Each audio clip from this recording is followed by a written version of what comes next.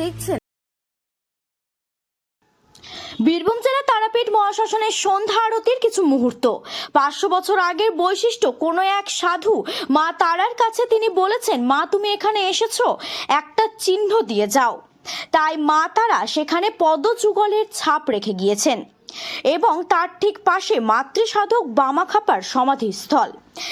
এখানেই তারাপীঠে মহাশ্মশান বলে বিখ্যাত। সেখানে কিছু মুহূর্তের চিত্র আমরা তুলে ধরব।